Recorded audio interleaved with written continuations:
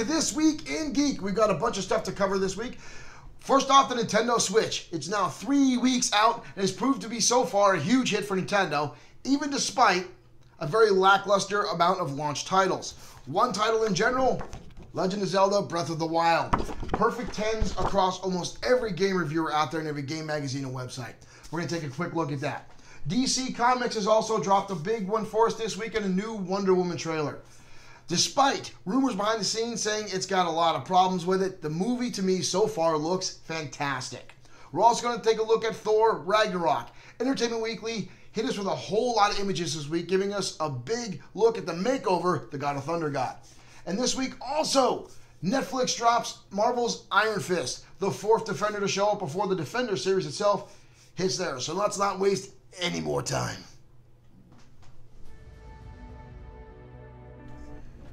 Wonder Woman hits theaters June 2nd, and so far the footage looks beautiful. Rumors have been flying from behind the scenes that there has been issues with the script and as well as on the set. Well, you can't tell from the trailers WB's been putting out. The new 2-minute trailer shows some seriously intense action, and Gal Gadot showing off some fantastic moves, all while looking amazing as the Amazon Queen. The more I see from WB with this movie, the more excited I'm getting.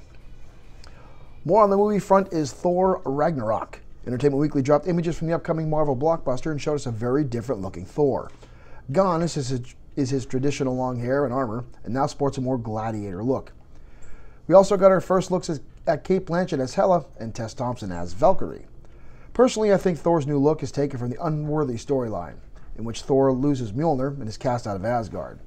And since we know this movie will incorporate story arcs from Planet Hulk, I'm guessing Thor's new look is given to him from Scar during the gladiator battles.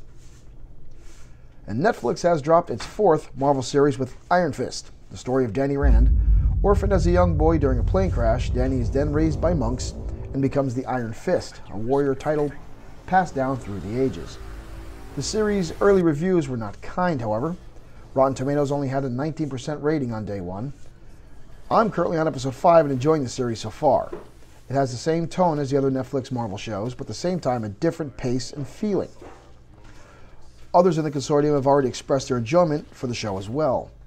They have tied in parts from the other characters' worlds, and I have no doubt this will lead us right into the Defenders. Now I'm just waiting to see if Danny gets a costume. On the gaming front, Nintendo has released the Switch. Well, 3 weeks ago. But I wanted to hold off any reviews until after my fanboy joy wore off. The Switch is a solid little machine. No longer do they use discs, but instead cartridges, much like the 3DS. In playing The Legend of Zelda, there's almost zero loading time. Only when loading the game or entering or exiting a dungeon. The Switch itself is small and compact, and at first touch may feel a bit fragile, but I assure you, it's not.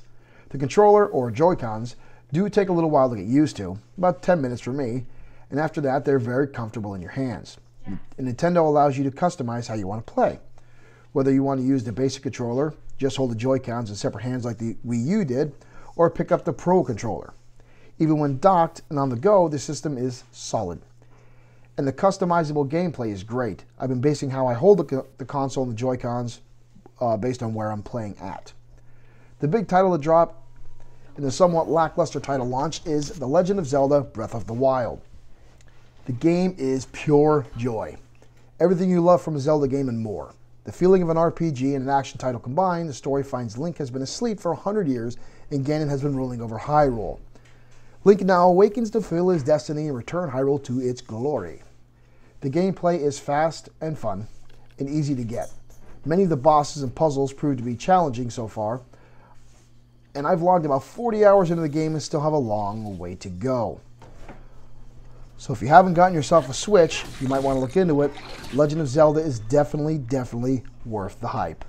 So there you have it, guys, This Week in Geek. And stay tuned for more, including more segments from other members of the Consortium for the Greater Geek, including Nathan, who's going to come at us with a segment he's going to call Geekly Consumables. He's going to cover podcasts, apps, and games, everything he thinks is worthy of geek consumers. So stay tuned to the Week in Geek, and always keep the keyboards locked on the Consortium for the Greater Geek.